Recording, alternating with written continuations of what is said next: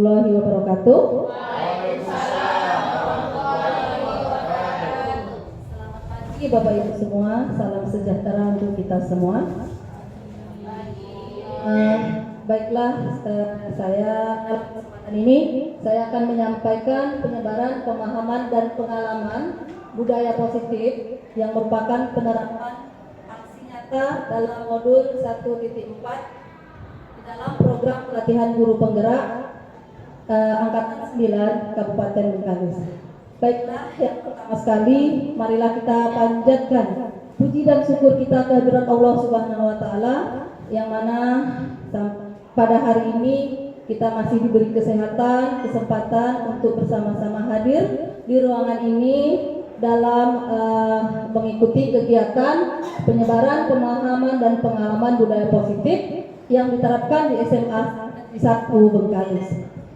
Nah, berikutnya salawat beriring salam marilah kita hadiahkan kepada junjungan besar Nabi kita Muhammad SAW dengan ucapan dan doanya Allahumma sholli ala Sayyidina Muhammad wa ala ali Sayyidina Muhammad.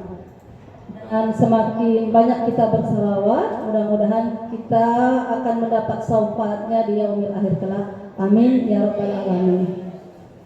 Baiklah Bapak Ibu semua, untuk tidak memperpanjang waktu, izinkan saya di sini untuk menyampaikan paparan tentang penyebaran pemahaman dan pengalaman budaya positif yang saya lakukan di SMA Negeri 1 Bengkalis. Namun di sini saya bukan menggurui, bukan saya merasa lebih tahu, tapi ini adalah suatu pembelajaran yang akan kita terapkan sesuai dengan tuntutan tugas saya di dalam program pendidikan guru penggerak yang saya jalani saat sekarang. Nah, yang pertama kita lihat di sini, yaitu budaya positif. Budaya positif adalah nilai-nilai, keyakinan-keyakinan, dan kebiasaan-kebiasaan di sekolah yang berpihak pada murid, agar murid dapat berkembang menjadi pribadi yang kritis, penuh hormat dan bertanggung jawab. Nah, budaya positif ini sebetulnya udah sering kita lakukan sejak dulu, ya kan Bapak Ibu?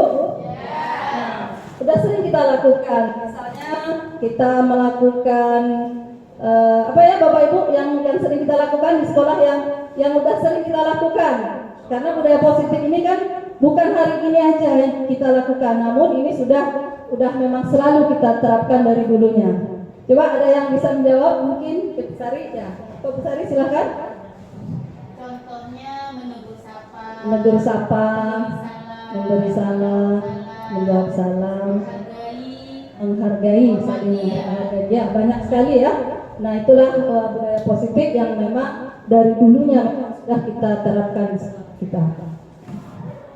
Nah, di sini konsep inti dari budaya positif itu meliputi perubahan paradigma belajar, disiplin positif, nilai-nilai kebajikan, kebutuhan dasar manusia, motivasi perilaku manusia, kemudian ada 5 posisi kontrol, kemudian keyakinan kelas, dan terakhir itu adalah segitiga restitusi. Baik, kita mulai dari pembelajaran dengan paradigma baru. Kalau kita lihat tayangan di depan ini, Bapak Ibu mungkin sudah tidak asing lagi dari logo pada gambar yang tertera di depan, yaitu profil pelajar Pancasila. Nah, di sini pembelajaran dengan paradigma baru merupakan pembelajaran yang dirancang berdasarkan prinsip pembelajaran berdiferensiasi, sehingga murid belajar sesuai dengan kebutuhannya berdasarkan tahap perkembangan teori psikologi modern untuk mewujudkan profil pelajar Pancasila. Nah, jadi yang tertulis di situ yang sama-sama bisa kita lihat di situ, murid belajar sesuai dengan kebutuhannya.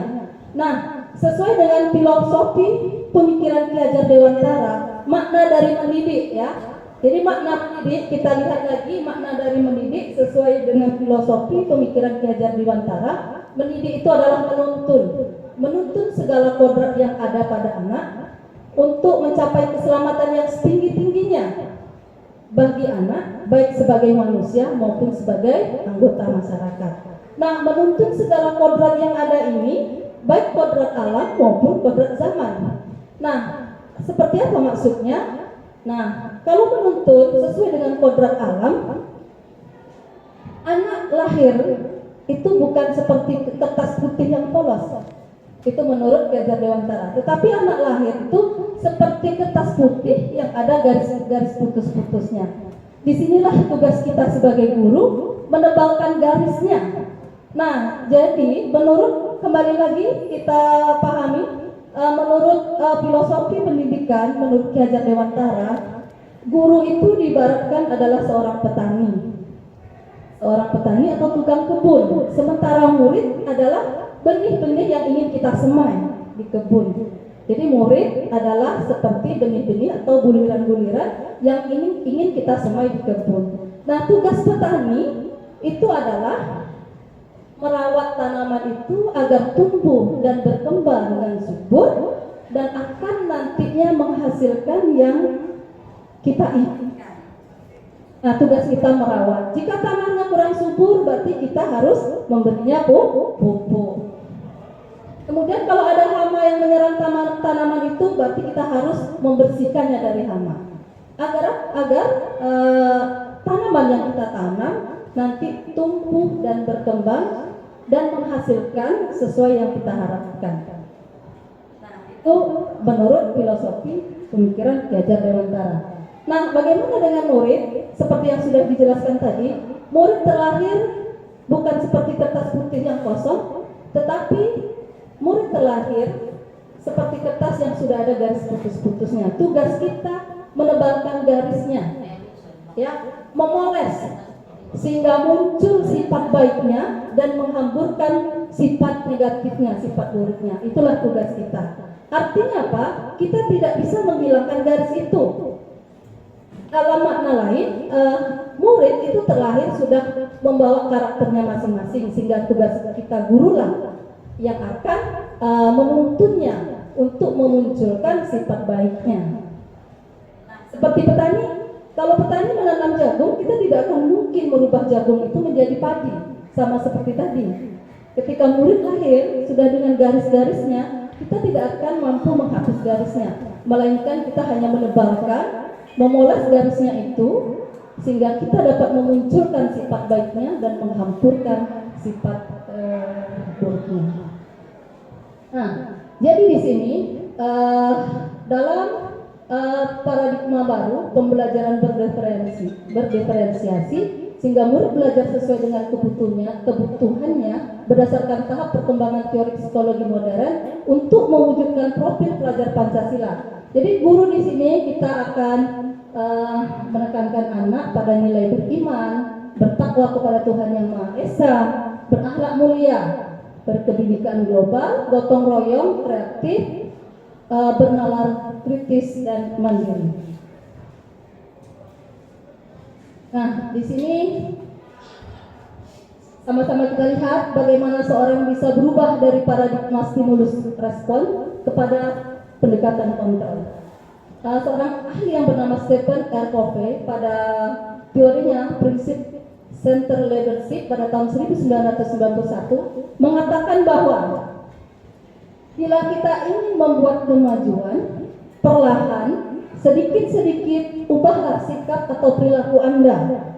Namun, bila kita ingin memperbaiki cara-cara utama kita, maka kita perlu mengubah kerangka acuan kita.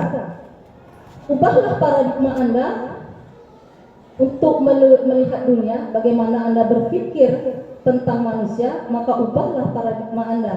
Skema pemahaman dan penjelasan aspek-aspek tertentu tentang realitas. Nah, ini adalah kata-kata bijak dari seorang ahli. Nah, mengubah paradigma stimulus respon ke pendekatan teori kontrol, di situ ada dua tabel yang sama-sama bisa kita lihat.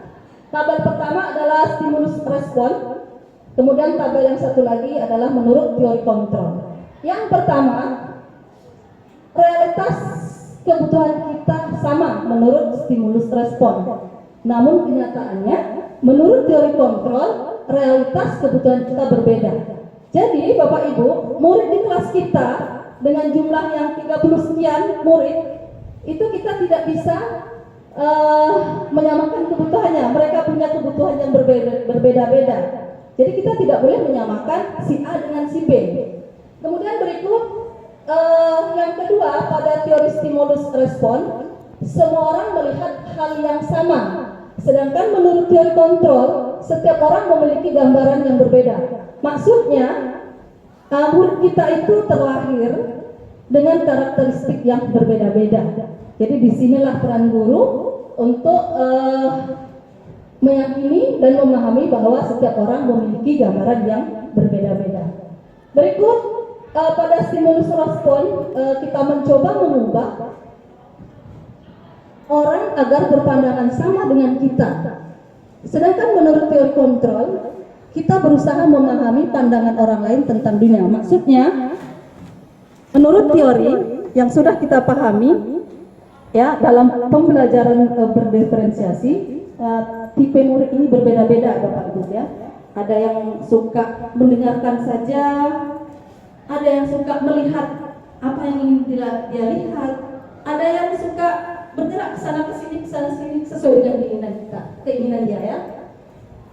Berikut pada stimulus kontrol, di situ dinyatakan perilaku guru dilihat sebagai suatu kesalahan. Nah, ini yang sering terjadi. Ya, setiap anak berbuat salah, melanggar tata tertib, kita memandangnya itu adalah suatu kesalahan. Namun sebaiknya kita harus menelusuri lebih jauh dan kita harus menanyakan. Misal ini anak selalu datang terlambat ke sekolah, kita tidak serta-merta itu memvonisnya itu sebagai suatu kesalahan. Sebaiknya bagaimana? Setelah kita lihat teori kontrol, semua perilaku memiliki tujuan. Pada saat anak terlambat datang sekolah, kita tidak harus langsung menghukumnya. Makanya kita tanya dulu, bisa jadi dia terlambat ke sekolah itu mungkin karena terlambat bangun, mungkin karena kendaraannya yang bermasalah, mungkin karena orang tuanya yang lambat dia mengantarkan ke sekolah, dan banyak lagi alasan. Sehingga kesalahan yang murid kita lakukan itu memiliki tujuan. Tentu hanya dia yang tahu alasannya kenapa dia melakukan perilaku yang tidak sesuai atau yang menyimpang. Berikut di situ menurut stimulus respon, orang lain bisa mengontrol saya. Ternyata menurut teori kontrol, hanya Anda yang bisa mengontrol diri Anda sendiri. Misal, kita contohkan dulu diri kita ini sebagai seorang guru. Kita sering datang terlambat, hanya kita yang tahu kenapa kita datang terlambat. Atau sebaliknya, guru yang sering datang cepat, datang pagi, dia harus datang lebih dulu. Kita tidak tahu motivasinya apa. Nah, jadi di sini orang lain bisa mengontrol saya, namun menurut teori kontrol hanya Anda yang bisa mengontrol diri Anda sendiri. Berikut di situ pada stimulus respon, saya bisa mengontrol orang lain. Ternyata menurut teori kontrol, Anda tidak bisa mengontrol orang lain. Ya, udah kita nasihati, udah kita beri motivasi, ternyata tetap kita tidak bisa mengontrol orang lain. Jadi orang yang bersangkutan lah yang bisa mengontrol dirinya sendiri. Kemudian di situ pemaksaan ada pada saat bukan gagal. Ketika kita bujuk dan gagal, maka timbullah pemaksaan. Namun menurut teori kontrol, kita harus seharusnya berkolaborasi dan konsensus dalam menciptakan pilihan-pilihan baru. Jadi kita harus berkolaborasi dan kita menerapkan konsensus untuk menciptakan pilihan-pilihan baru. Berikut yang terakhir di sini pada stimulus respon itu model berpikir menang kalah. Sedangkan menurut teori kontrol, model berpikir menang-menang. Jadi maksudnya pada saat pembuat peraturan berhadapan dengan yang melanggar peraturan, berarti yang membuat peraturan itu adalah pemenang, yang melanggar peraturan itu adalah yang kalah. Namun menurut teori kontrol, model berpikir menang-menang. Jadi apapun yang dilakukan oleh anak murid kita nantinya, kita berupaya untuk memikirkan yang terbaik untuk semuanya. Jadi teori kontrol mengatakan model berpikir menang-menang. Jadi kita berpikir jangan untuk diri sendiri, untuk semua orang. Nah, di sini kita kita lihat disiplin positif. Disiplin berasal dari kata disiplina yang artinya belajar. Maksud disiplin di sini adalah disiplin diri sehingga apa yang dilakukan sesuai dengan keyakinan diri. Disiplin positif bertujuan untuk menumbuhkan motivasi intrinsik pada diri murid sehingga murid menjadi lebih bertanggung jawab dan melakukan segala sesuatu atas dasar kesadaran dari dalam dirinya, bukan karena menghindari hukuman atau demi penghargaan atau demi yang lainnya. Nah, ini yang dimaksud dengan disiplin positif. Jadi kita melakukan sesuatu itu ada kalanya itu berdasarkan ingin sesuatu.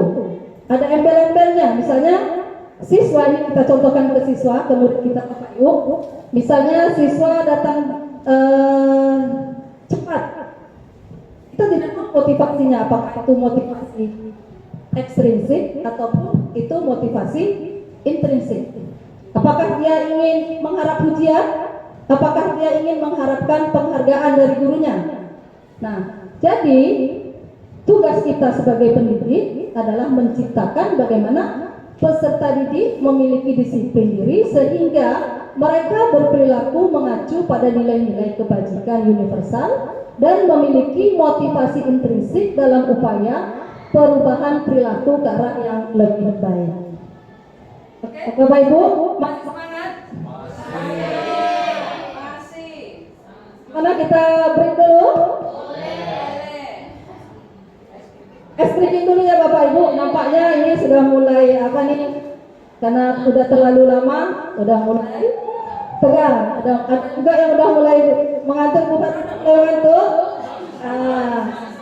Kita stretching dulu ya, kita break dulu sebentar karena ini masih banyak lagi yang ingin kita sampaikan. Jadi gini Bapak Ibu, saya ada 3 macam tepuk tangan ya. Ada tepuk pagi, kita pukul sekali. Coba tepuk pagi.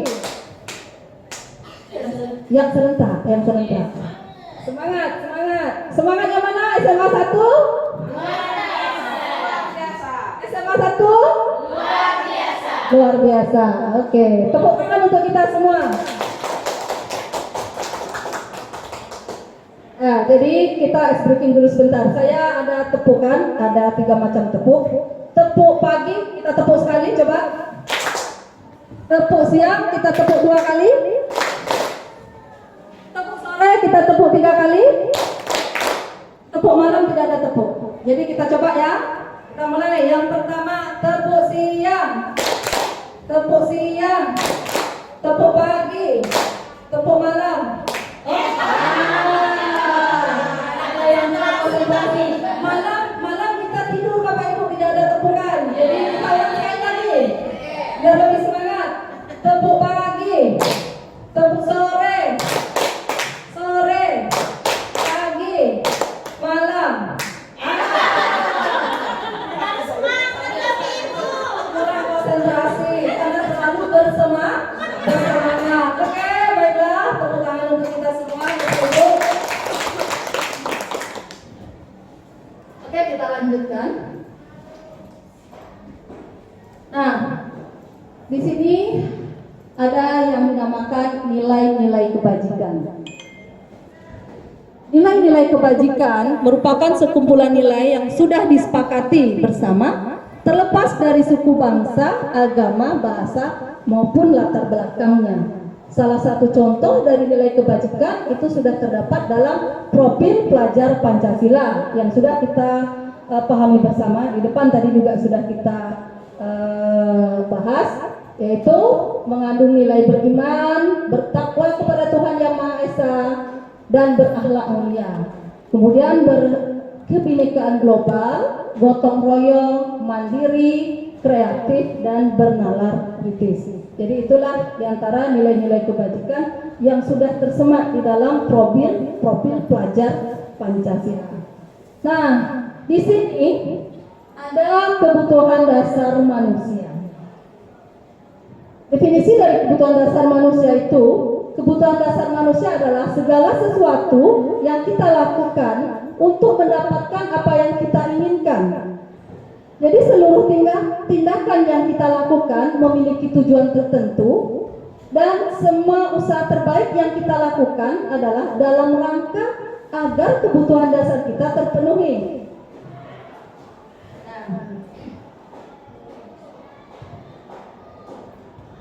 Nah, di sini ada 5 kebutuhan dasar manusia.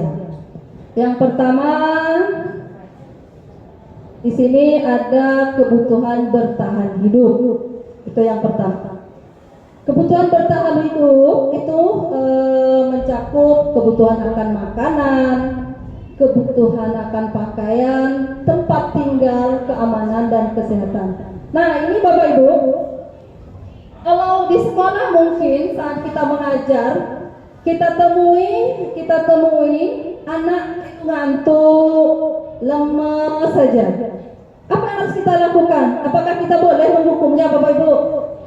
Nah, jangan pula kita jumpai anak di kelasnya ngantuk, lemas, telentok-lentok, kita suruh pula dia push up, tentu tambah pingsan dia.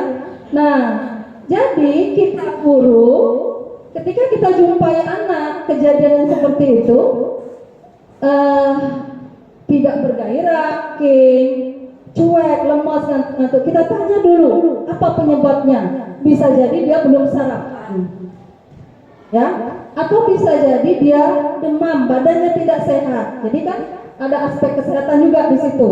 Rupanya dia tadi di rumahnya sedang dalam keadaan demam, tapi karena ada motivasi dari dirinya tadi dia ingin bersekolah, dia tetap pergi ke sekolah, Bapak Ibu. Namun sampai di sekolah,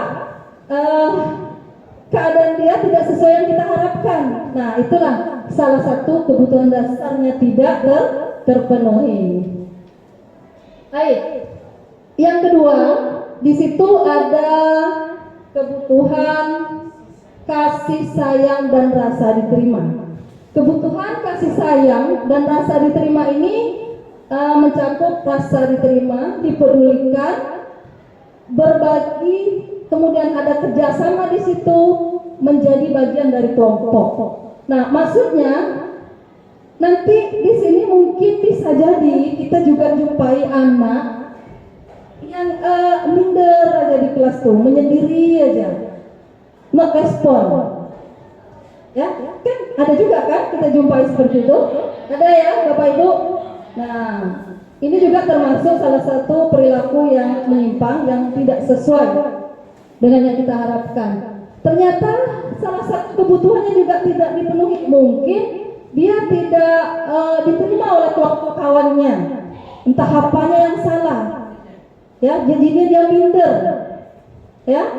Kemudian bisa jadi dia tidak dipedulikan. Mungkin kita tidak tahu juga alasan mereka. Kadang kan memang selalu terjadi yang seperti itu, ya, Bapak Ibu di kelas. Nah, itu juga salah satu kebutuhan. Jika tidak terpenuhi, maka murid akan berperilaku yang menyimpang, tidak sesuai yang kita inginkan. Berikutnya lagi, yang ketiga, itu ada kebutuhan akan penguasaan. Nah, penguasaan ini menyangkut harga diri, keinginan untuk dianggap, kemudian memimpin, berprestasi, diakui dan didengar. Nah, ini biasanya penguasaan itu terjadi pada anak-anak yang kemampuan belajarnya itu lebih dari kawan-kawannya. Jadi dia inginnya dia didengar aja. Ada ya Bapak Ibu di kelas berapa ya itu tuh ada anak yang super aktif, dia sangat memiliki kemampuan yang lebih dari kawan-kawannya. Sehingga di situ dia timbullah kebutuhan akan penguasaan harga diri dia. Ingin menjadi pemimpin di kelas itu. Nah, kalau ini juga tidak kita wujudkan, ya. Jadi kan tadi kan ini pembelajaran berpihak pada murid. Ketika ini kita tidak merealisasikan keinginan, jadi anak juga nanti hilang semangatnya untuk belajar. Berikut di situ ada kebutuhan kebebasan. Nah, kebutuhan kebebasan itu mencakup mandiri, memiliki pilihan, mencoba hal baru, mampu mengendalikan dirinya. Nah, Jadi ini konsepnya ini lebih ke arah pembelajaran yang berpihak kepada murid.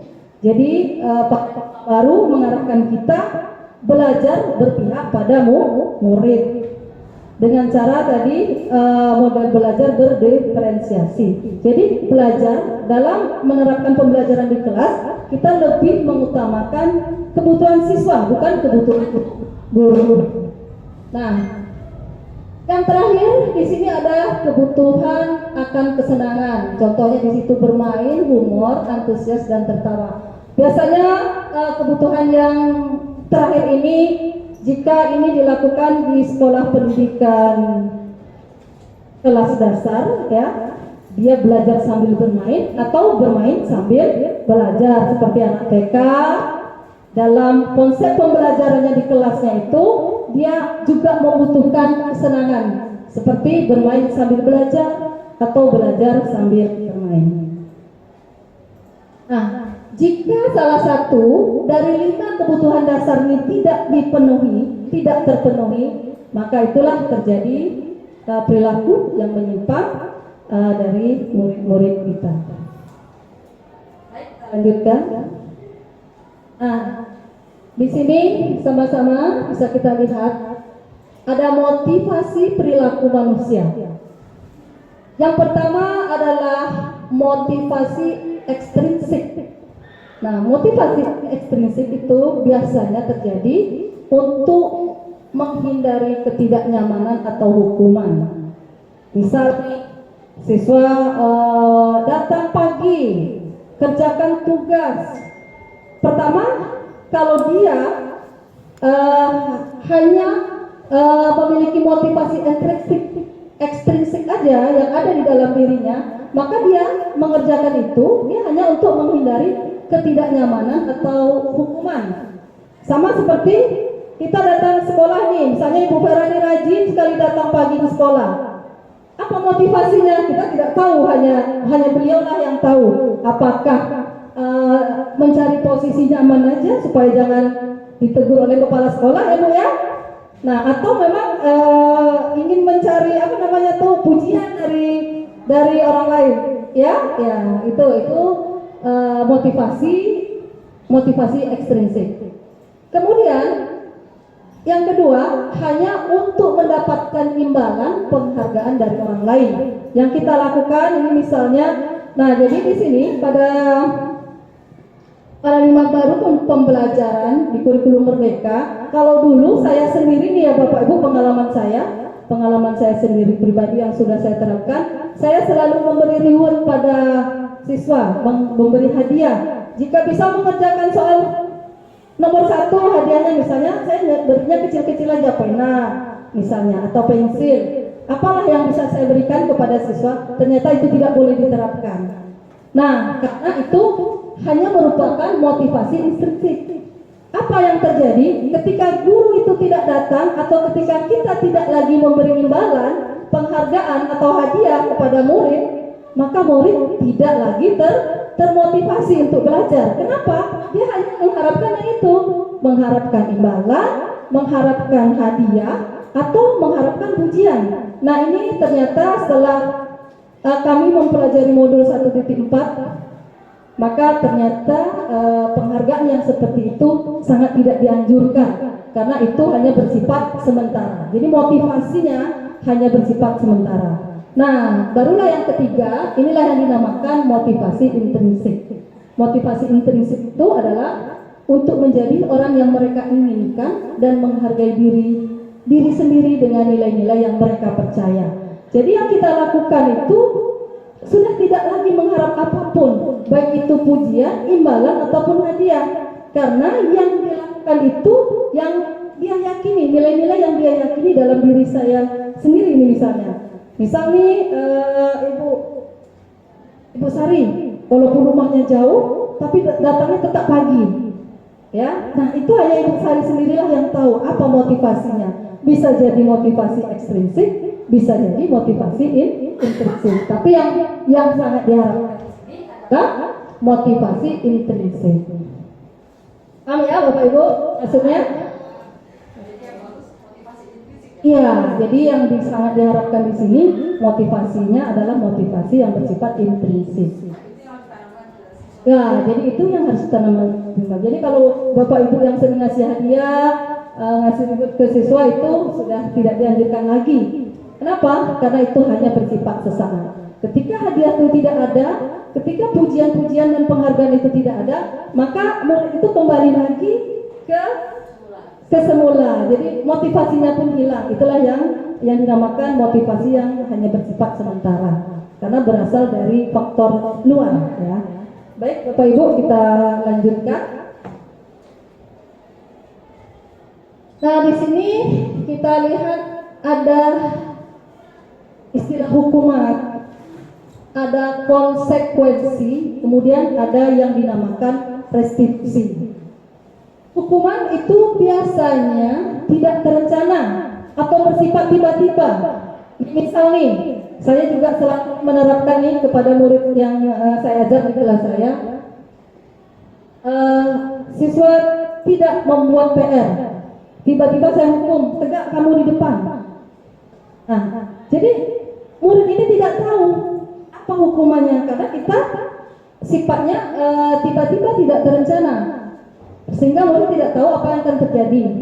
Kemudian hukuman ini hanya bersifat satu arah dari guru saja, tidak berdasarkan kesepakatan yang dibuat di kelas. Nah, hukuman biasanya dapat berupa hukuman fisik ataupun psikis. Kalau hukuman fisik biasa yang pernah kita lihat Bapak Ibu, misalnya yang selalu kita lihat di pelajaran olahraga nih, anak tidak memakai baju olahraga, ini gurunya suruh lari keliling lapangan. Dilakukan berapa kali? Nah, itu hukuman. Atau hukuman itu bersifat psikis. Misalnya nih saya tegur nih, kamu aja yang tidak buat PR, asal tidak buat PR kamu aja. Itu namanya melukai perasaan murid. Jadi itu juga tidak boleh kita lakukan. Ya, sehingga hukuman itu nantinya mendatangkan pengalaman buruk bagi murid dalam pembelajarannya. Maaf nih nanti kalau kita selalu sering memberi hukuman kepada murid, nanti murid itu mengenang kita dari segi gurunya aja. Nanti kalau jumpa kita, oh inilah ibu guru yang selalu menghukum saya. Nah, ada lagi nanti jumpa murid pada gurunya, guru sering mengatakan kata-kata yang menyinggung perasaannya. Ya, jadi dia juga itu ingatnya lama ya Bapak Ibu. Pengalaman saya dulu juga sekolah, pernah ditegur guru, ya guru saya dulu waktu SMA, cara menegurnya itu sampai membuat saya merasa sedih. Nah, itu sampai sekarang, padahal itu kan udah lama nih waktunya berlalu, tetapi saya masih selalu ingat kata-kata. Nah, ternyata hukuman itu bisa berupa hukuman fisik, juga bisa berhubungan hukuman secara psikis. Nah, itulah yang lama dikenang oleh murid. Berikut ada istilah konsekuensi. Nah, konsekuensi seperti hukuman, namun konsekuensi ini terencana atau disepakati sesuai dengan peraturan. Nah, pada konsekuensi murid juga tetap tidak nyaman, ya. Kemudian di situ sikap guru itu hanya selalu memonitor saja. Nah, berikut di situ ada yang dinamakan restitusi. Nah, restitusi itu dalam menyelesaikan permasalahan pelanggaran tata tertib itu, restitusi itu prosesnya yaitu menciptakan kondisi bagi murid, bagaimana murid itu dapat memperbaiki kesalahannya. Nah, kemudian pada proses restitusi, proses kolaboratif yang mengajarkan murid untuk mencari solusinya sendiri. Jadi di situ prosesnya nanti kita sebagai guru, pada saat kita menyelesaikan permasalahan dengan murid, kita memberi pertanyaan-pertanyaan yang bermakna sampai akhirnya nanti kita menginginkan murid itu menyadari akan kesalahannya dan murid itu sendiri nanti yang akan menemukan solusinya. Baik Bapak Ibu, kita lanjutkan. Nah, di sini kita lihat bersama ada 5 posisi kontrol guru. Nah, pertama sebagai penghukum, kedua sebagai pembuat rasa bersalah, ketiga sebagai teman, yang keempat sebagai pemantau, yang kelima itu sebagai manajer. Kira-kira nih Bapak Ibu, nah kita kan ini udah guru semuanya udah lama nih bertugas untuk menjadi guru. Kira-kira nih kita selalunya di posisi yang mana nih Bapak Ibu? Boleh ceritakan pengalamannya? Mungkin Ibu Puspa bisa menceritakan kira-kira selalunya Ibu Puspa di posisi mana nih yang selalu Ibu Puspa lakukan nih pada anak muridnya? Kalau saya, kalau BK ya lebih ke teman kan ya. Oh, kita di posisi teman ya. Baik Bapak Ibu. Ibu Yurmanila nih kira-kira biasanya di dalam kelas kalau melihat anak yang melakukan pelanggaran tata tertib nih, kira-kira posisi Ibu Nila sebagai di posisi yang mana yang selalu Ibu Nila lakukan? Kalau saya karena biasanya suka menunggu SPM, jadi saya biasanya berada di posisi membuat rasa bersalah. Membuat rasa bersalah. Ada yang suka di posisi penghukum Bapak Ibu? Nah ini dari Bapak kita yang satu nih, dari Pak Oke. Ya silakan Pak. Posisi saya berada di posisi penghukum karena sekolah kita juga sudah menerapkan konsekuensi poin. Artinya setiap mereka yang melakukan pelanggaran pasti dihukum dalam bentuk poin. Itu maksudnya. Ya baik. Jadi ternyata kita memang berada di semua posisi itu ya. Bisa jadi sebagai penghukum atau bisa jadi kita sebagai pembuat rasa bersalah, bisa jadi kita berada pada posisi teman dan seterusnya. Nah, kita lihat di sini. Di sini ada contoh penerapan 5 posisi kontrol. Di sini contoh kasusnya pada saat murid tidak melaksanakan piket kelas sesuai jadwal. Nah, ini kasusnya ini. Ini contoh kasus ya Bapak Ibu. Pada saat murid tidak melaksanakan piket kelas sesuai dengan jadwal, ketika kita posisi kontrolnya sebagai penghukum, kita langsung aja ya yang tidak piket bersihkan WC. Bisa jadi seperti itu ya. Kita langsung saja menghukum. Kemudian bisa jadi yang tidak piket kamu sapu halaman sekolah. Bisa jadi yang tidak piket itu sekelompok suruh tegak di lapangan hormat bendera. Nah, bisa jadi itulah posisi sebagai penghukum. Nah, di sini jika kita berada di posisi pembuat rasa bersalah, kita sering mengucapkan kalimat yang sering saya ucapkan, sudah berkali-kali Bapak ya atau Ibu guru memberitahu kamu, tapi kamu selalu saja mengecewakan Bapak Ibu. Nah, di posisi itu anak juga tetap membuat merasa bersalah ya. Pernyataan kita itu tetap membuat perasaan anak itu merasa bersalah. Dia masih berada di identitas gagal, selalu salah di mata gurunya. Berikut masih di kasus yang sama. Jika kita di 5 posisi kontrol itu sebagai teman, kita selalu mengatakan, ayolah patuhi peraturan kelas, bantu ibu sekali ini aja. Nah, untuk yang sekali ini, Bapak Ibu maafkan, tapi lain kali jangan ulangi lagi ya. Nah, pada posisi ini, kita di posisi sebagai teman, ya. Namun, ada yang bisa menjamin apakah anak itu bisa mengulangi lagi atau tidak dengan pernyataan yang seperti ini, ya. Itu maksudnya Bapak Ibu.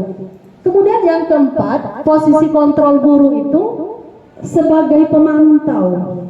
Nah, sebagai pemantau ini yang selalu kita ucapkan, pernyataan yang selalu kita ucapkan kepada murid kita ketika kita melakukan pelanggaran tata tertib, kamu sudah melanggar peraturan kelas. Kamu tahu nggak konsekuensinya? Lain kali jangan ulangi lagi ya. Nah, kita hanya mantau aja. Kita tidak menemukan solusinya. dia berbuat kesalahan, tapi kita hanya sebagai pemantau aja di sini Bapak Ibu. Lain kali jangan ulangi lagi ya. Nah, solusinya apa? Ya, tanpa solusi. Cuman mantau-mantau gitu aja sebagai pemantau. Oke? Besok nanti jangan diulang lagi. Ada nggak jaminan Bapak Ibu bahwa murid kita itu tidak akan mengulang lagi? Nah, sebaiknya ternyata dari 5 posisi kontrol guru tadi kita berada di posisi manajer. Nah, posisi manajer itu seperti apa? Selalu menanyakan dengan pernyataan-pernyataan dan pertanyaan-pertanyaan yang bermakna. Kamu sudah tahu kesalahan kamu.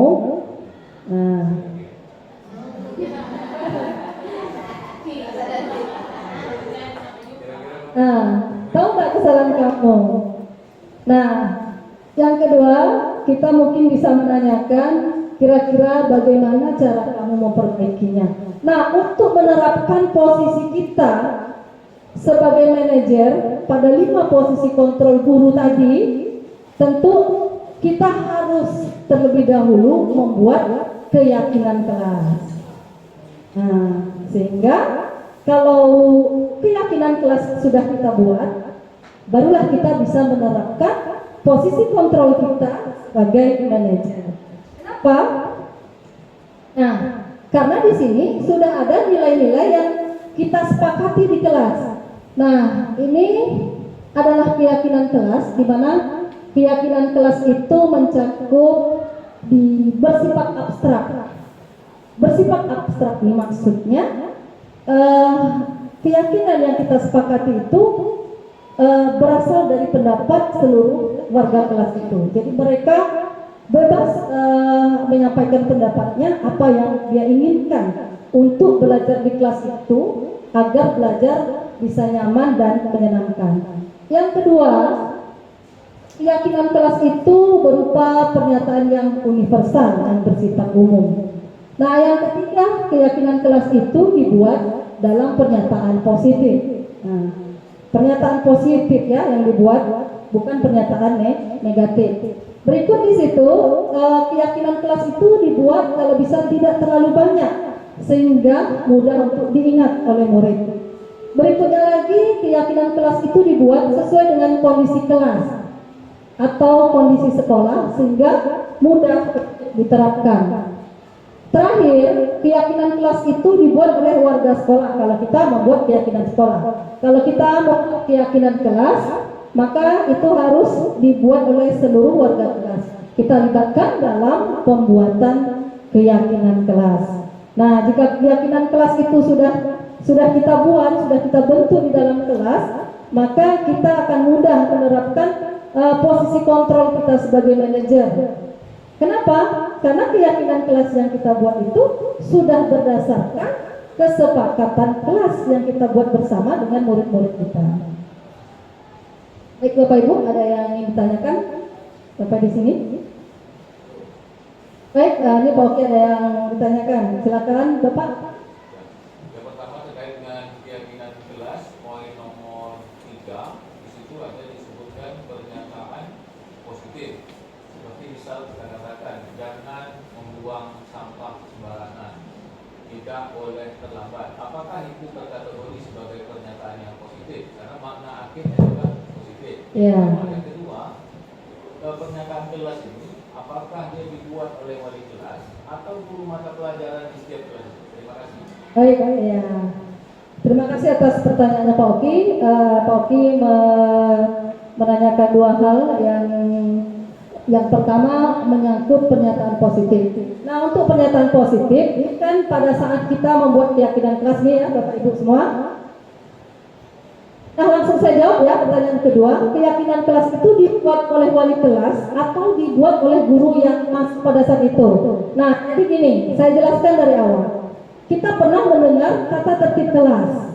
Ya Pak ya? Ibu ya, kita pernah mendengar tata tertib kelas. Kemudian kita ada mendengar keyakinan kelas. Ini seperti yang sudah saya jelaskan. Kemudian kita juga pernah mendengar ada kesepakatan kelas. Kalau dulu di kurikulum yang lalu, bukan di kurikulum Merdeka, kita mengenal istilah tertib kelas. Tata tertib kelas itu sifatnya satu arah, hanya dari guru. murid tidak dilibatkan untuk membuat tata tertib kelas itu, Pak. Ya, itu namanya tata tertib. Tata tertib hanya satu pihak, hanya guru yang membuatnya. Kemudian kita tempel dan murid harus mengikuti semua yang ada di dalam tata tertib kelas. Kemudian ada keyakinan kelas. Keyakinan kelas itu dibuat berdasarkan pendapat seluruh warga kelas. Misalnya nih, pada saat saya membuat keyakinan kelas, nih seperti yang saya tayangkan di sini. Di sini penerapan aksi nyata saya dalam menerapkan budaya positif di sekolah, di kelas saya sudah membuat keyakinan kelas.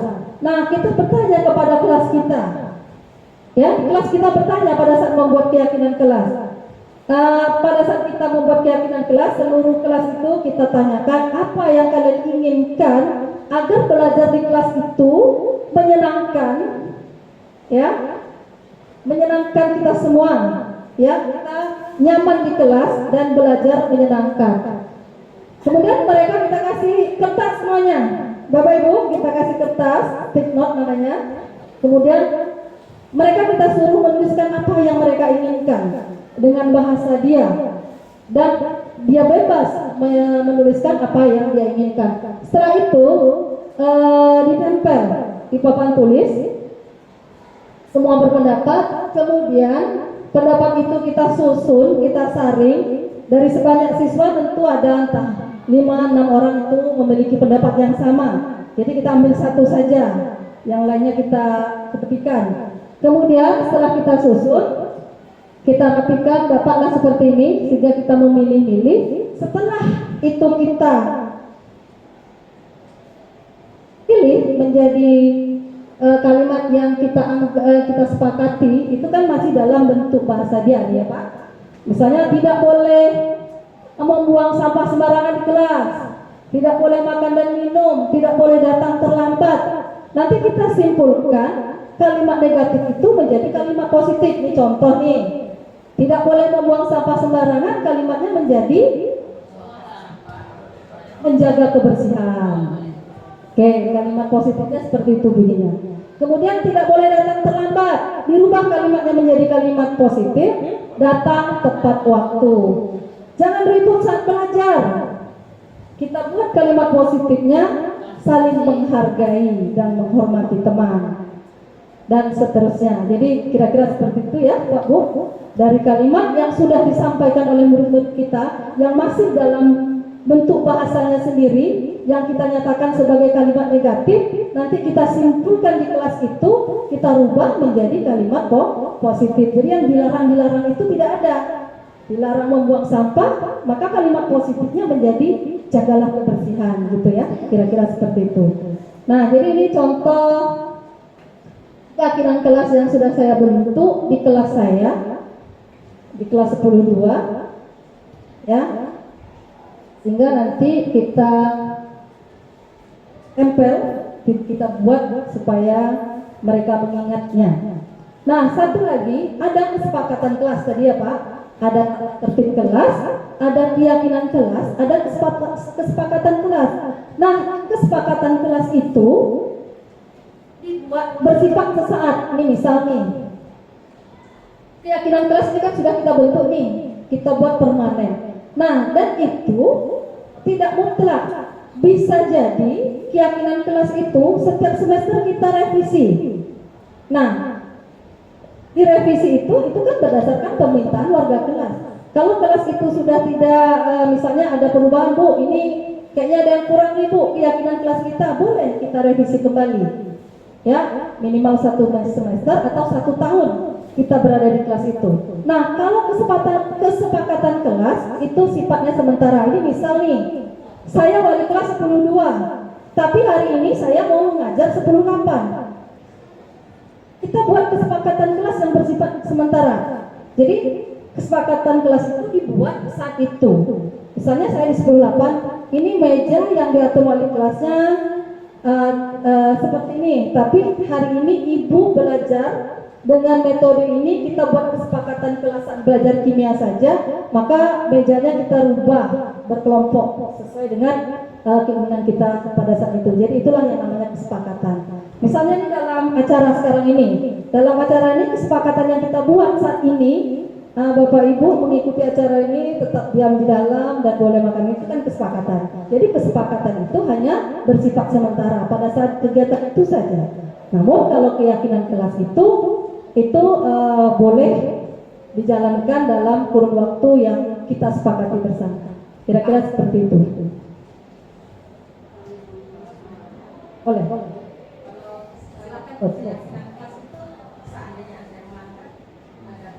Nah, seandainya melanggar, inilah yang kita lakukan.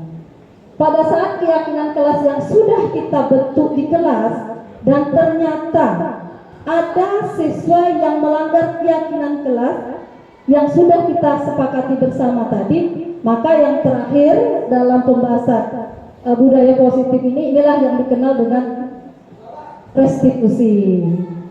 Nah, jadi teorinya dikenal dengan teori segitiga restitusi. Segitiga restitusi adalah suatu proses dialog yang dijalankan oleh guru agar murid dapat menghasilkan murid yang mandiri dan bertanggung jawab.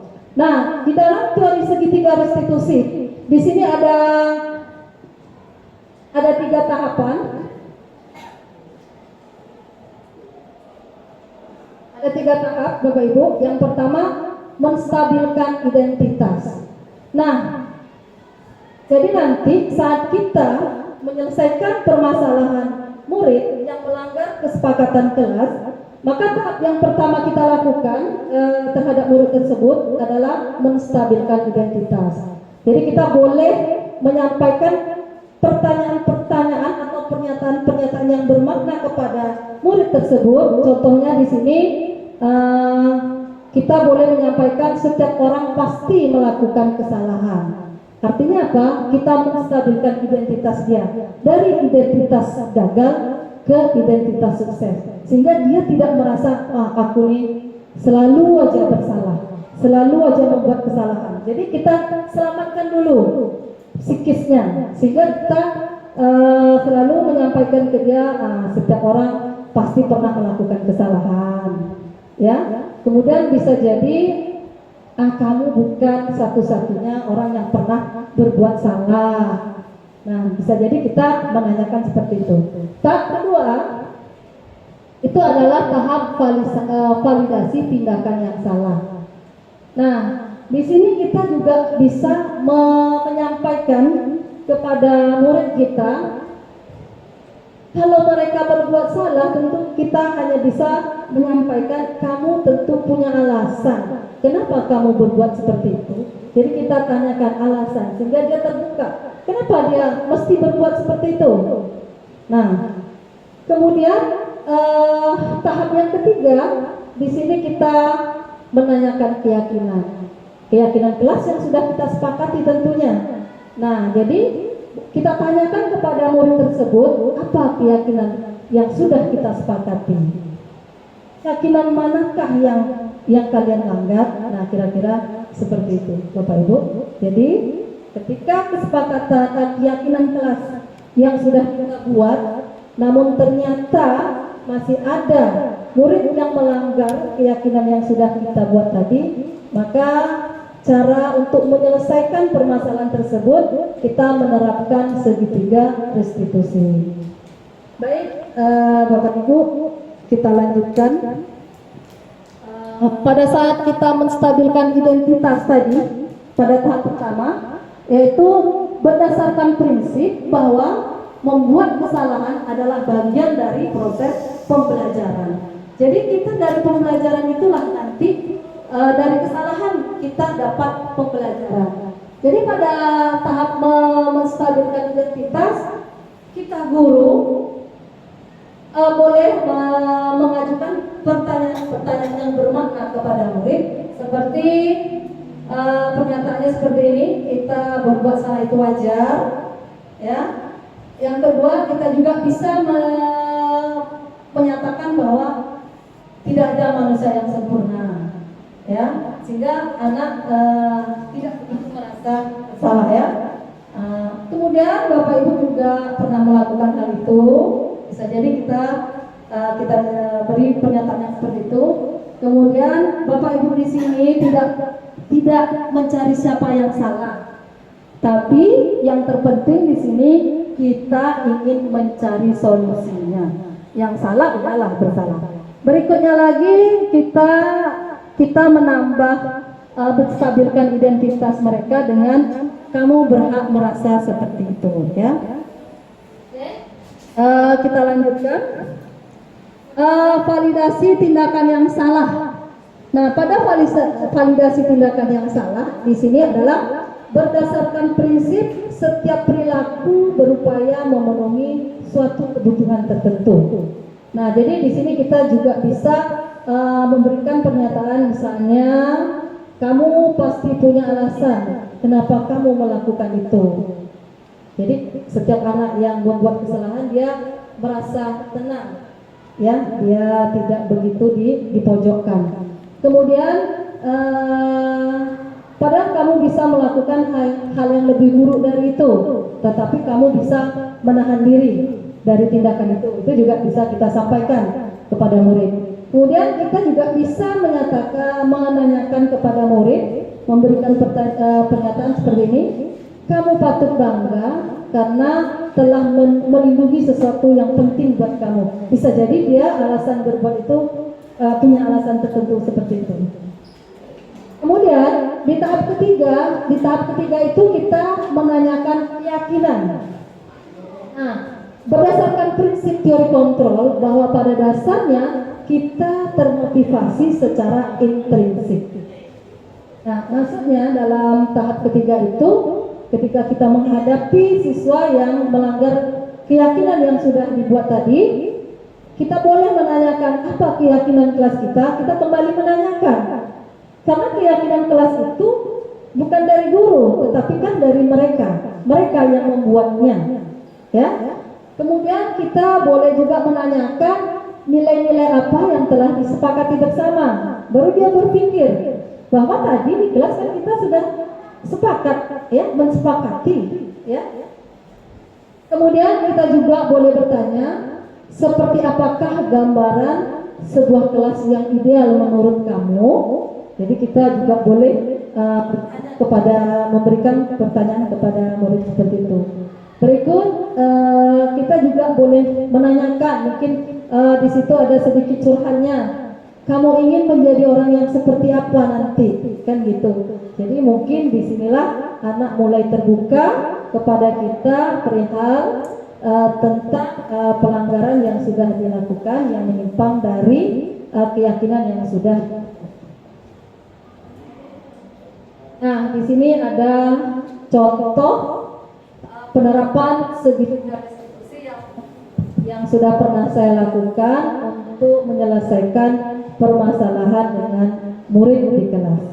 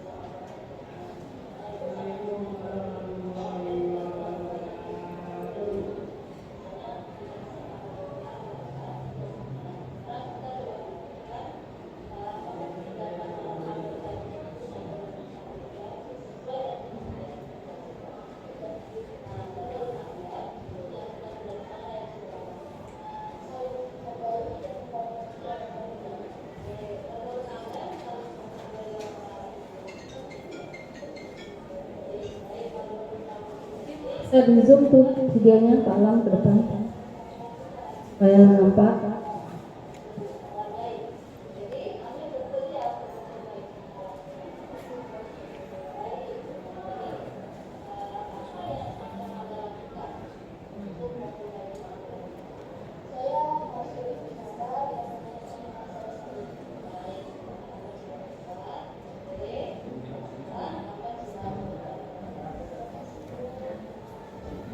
Itu salah satu contoh bagaimana menerapkan segitiga restitusi yang sudah saya terapkan di kelas. Nah, baik Bapak Ibu, kita sudah berada di penghujung acara. Nah, kira-kira seperti itulah bagaimana menerapkan budaya positif yang saya lakukan di sekolah, terutama di kelas.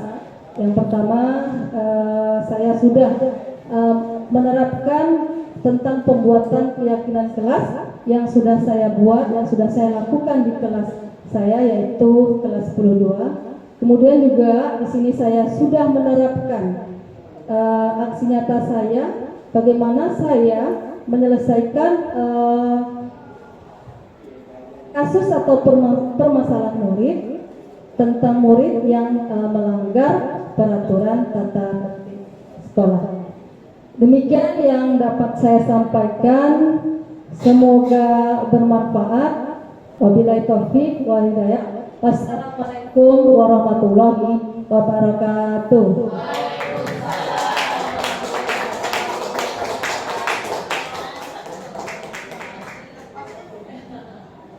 Luar biasa.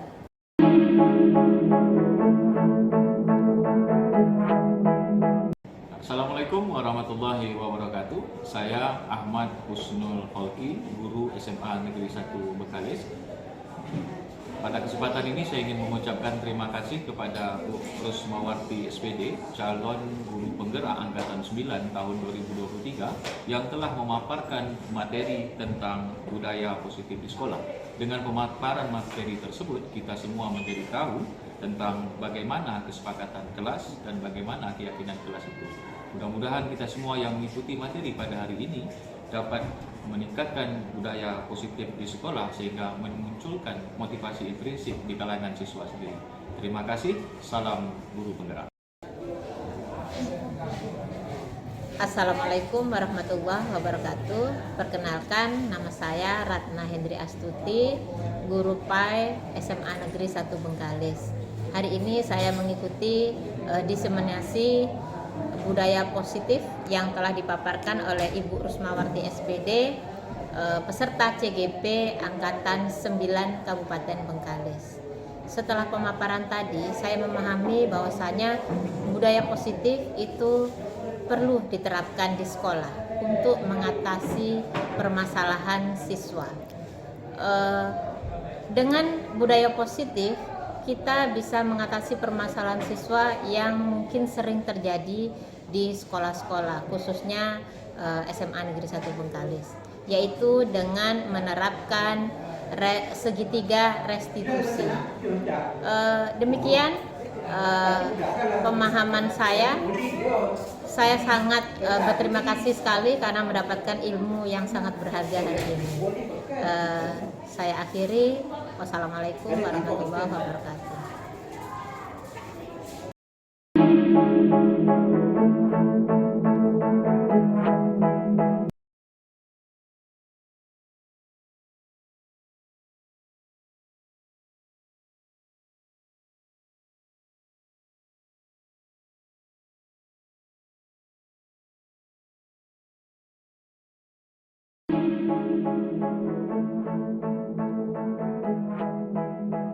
Assalamualaikum warahmatullahi wabarakatuh. Perkenalkan, saya Zara Ramadhani dari kelas 10-2.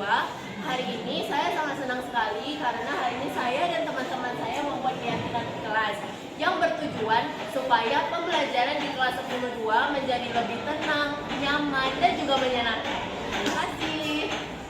Assalamualaikum warahmatullahi wabarakatuh. Saya Zara Ramadhani dari kelas 10-2. Di sini saya dan teman-teman saya sudah membuat keyakinan kelas yang dipandu oleh Ibu Guru Wali kelas. Keyakinan kelas ini berguna untuk membuat pembelajaran setiap hari menjadi lebih tenang,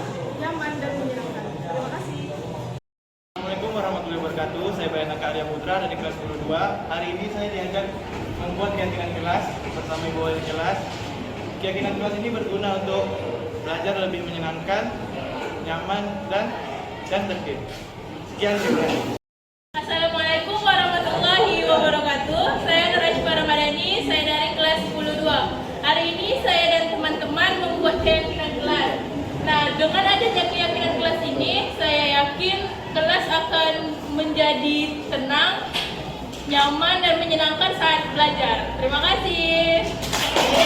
Assalamualaikum warahmatullahi wabarakatuh. Saya Melanda Wandari, saya dari Sekolah SMA Negeri 1 Bengkalis, kelas 10-2. Di sini saya sangat senang sekali sudah diajak diskusi oleh guru saya tentang keyakinan kelas. Keyakinan kelas ini bertujuan agar kelas lebih tenang, nyaman, dan menyenangkan.